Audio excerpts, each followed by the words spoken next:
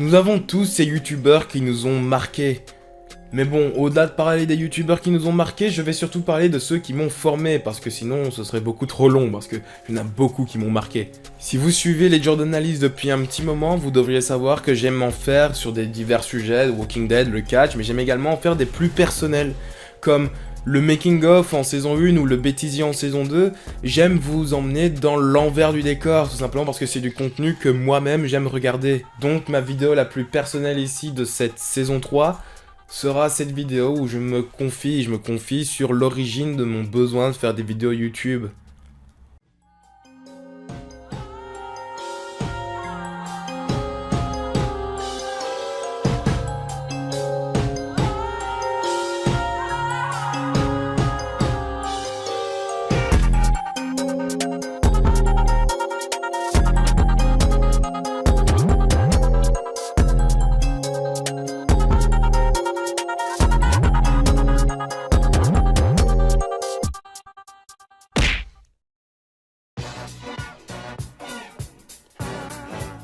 Je vous l'ai dit dans une vidéo précédente, Cyprien est le tout premier vidéaste que j'ai découvert. Si je regardais des vidéos YouTube avant de découvrir Cyprien, c'était bien souvent des matchs ou des vidéos de catch, comme les musiques de catcheurs, mais je n'imaginais pas que sur cette plateforme portant pourtant bien son nom, n'importe qui pouvait créer du contenu. Son tube. Je me souviendrai toujours de cette journée que je passais avec deux potes qui se reconnaîtront peut-être lorsqu'ils me parlent d'un mec qui fait des vidéos trop drôles sur internet. Ils veulent d'ailleurs me montrer la dernière vidéo en date de Cyprien, J'aime pas Noël.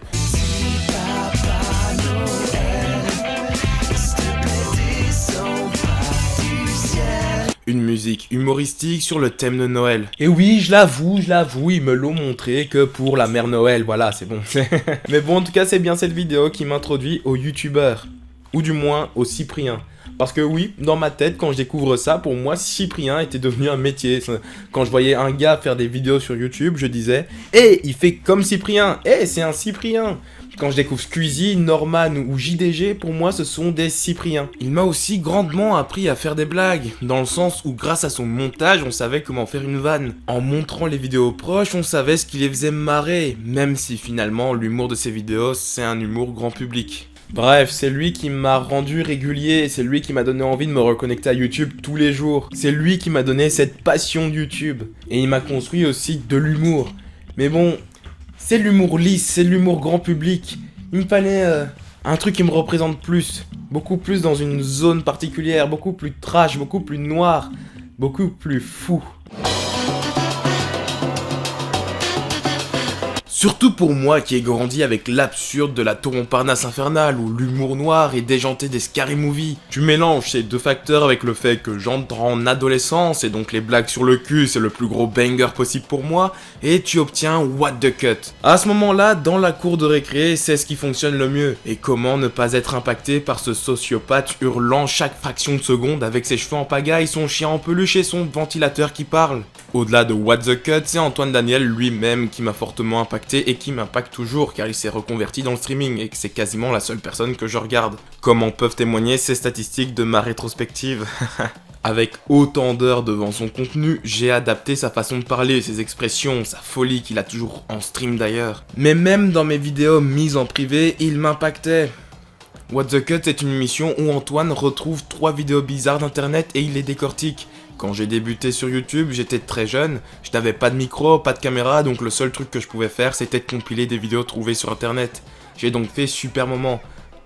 Un peu comme What the Cut, et très rapidement j'ai voulu introduire des personnages avec des mises en scène entre chaque moment, et finalement ce sont ces mises en scène qui primaient sur les moments drôles d'internet. Très drôle quand on voit que c'est exactement ce qui s'est passé pour What the Cut. Même si je n'oublie pas qu'il ait critiqué ma petite ville. Le youtubeur français Antoine Daniel dézingue Charleroi. De la merde. Et regarde, franchement, regarde la tête qu'ils m'ont mis, quoi. Et à côté de ma tête, tu as le corps d'un nourrisson retrouvé dans un étang. Voilà. Le médecin aurait tué 8 patients. Ok, la passion et la folie, c'est check. Maintenant, il nous faut une thématique. Et il faut être sérieux là-dedans. En grandissant, j'ai vite trouvé des contenus plus matures sur YouTube. Et ce qui m'a toujours intéressé, c'est bien évidemment les séries et le cinéma. Il fallait que j'écoute des gens en parler. Et même s'il y a énormément de chaînes YouTube qui en parlent, celle de Valou Artworks avait un plus. un plus qui nous rapproche. The Walking Dead. Si cette vidéo est indisponible de nos jours, j'ai découvert Valou sur sa vidéo réaction au premier épisode de la saison 7 de The Walking Dead. Et vous savez très certainement pourquoi. À l'époque, on ressortait d'un épisode extrêmement attendu et j'avais besoin de voir d'autres personnes ressentir ce que je ressentais, la tristesse de perdre un de mes personnages favoris. Raison pour laquelle j'ai beaucoup consommé des vidéos réaction à cet épisode. Mais c'était toujours des Américains et un jour, je tombe sur un Français qui y réagit. Suite à ça, ce Français commence à faire beaucoup de vidéos The Walking Dead. Le trouvant à la fois passionnant et pertinent, je commence à regarder toutes ses vidéos, et c'est un régal. C'est grâce à lui que j'entends et emploie des termes que je ne connaissais pas. C'est grâce à lui que j'ai un certain style de montage. De plus, contrairement aux autres, il s'expose complètement, que ce soit au travers de documentaires sur des acteurs l'ayant touché, ou encore des vidéos bien particulières. C'est d'ailleurs à travers celle-ci que j'entends un discours qui fait écho à moi-même, me sentant beaucoup plus proche de lui. Maintenant retraité de YouTube, c'est du côté de Twitch qu'il s'épanouit. D'ailleurs, si je peux rajouter une petite anecdote, à l'occasion de son départ de YouTube, il a organisé un live de 36 heures avec des guests, dont l'un qui s'appelle Aurel Zweig. Aurel qui organisait un petit quiz sur le thème de l'horreur où on pouvait gagner plusieurs lots, dont ce coffret DVD que j'ai remporté grâce à Michael Myers. Hop, et le dernier. Le dernier. Cette saga, c'est un film d'horreur. Dans ce film, il y a Paul Rudd. Et c'est le personnage principal. Mais Joe, t'es beaucoup trop chaud, t'as triché en fait. Tu as triché. Effectivement, c'est Halloween 6. C'est toi qui gagne, Joe. Ce coffret de Critters. Donc voilà, Valou, si tu regardes cette vidéo, j'ai un vestige de ton grand départ.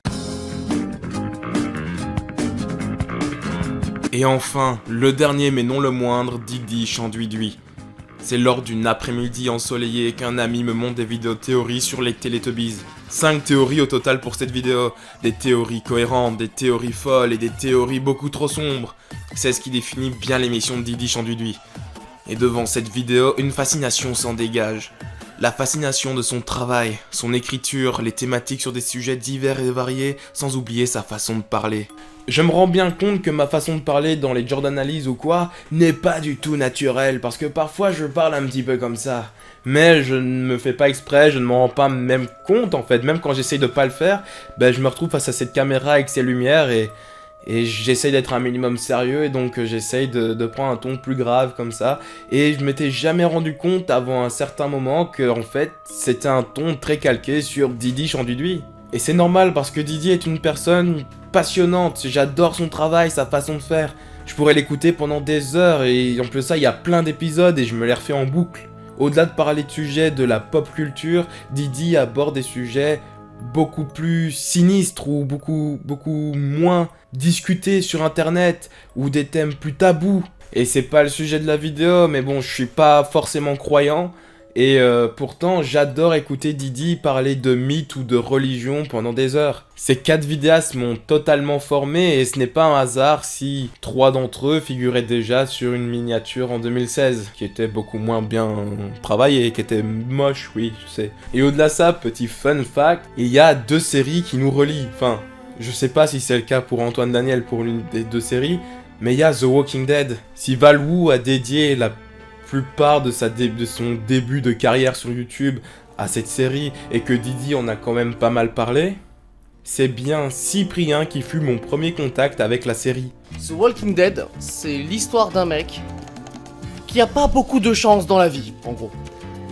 Même pas du tout, en fait. Mais bon, ce n'est pas la série qui nous réunit, non, la série qui nous réunit, c'est Lost. On est 4 fous de Lost, en fait, j'ai l'impression. En fait, j'ai l'impression que les fans de Lost sont juste des fous, en fait, simplement.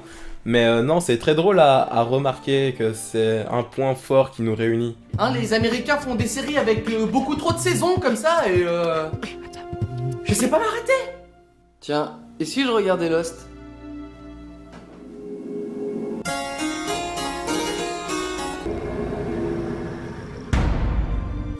Aujourd'hui, encore plus, moi qui suis sur YouTube, sur Twitch, on me demande régulièrement, honnêtement, c'est limite une question qu'on me pose tous les jours. C'est quoi ta série préférée ? C'est quoi ton top 5 de séries préférées ? Et il y en a une qui revient à chaque fois, que je ne peux pas en fait retirer. C'est toujours spontanément celle qui me vient, c'est Lost.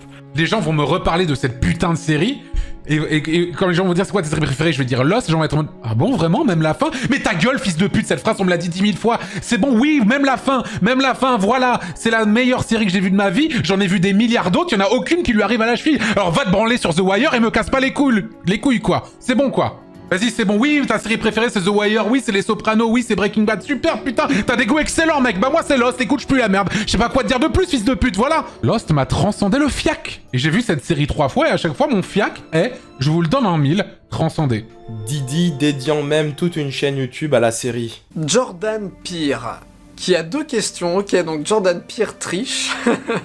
Est-ce que tu penses avoir encore beaucoup de possibles contenus pour la Station 7? J'espère avoir une réponse positive, mais l'écart entre les vidéos me font douter.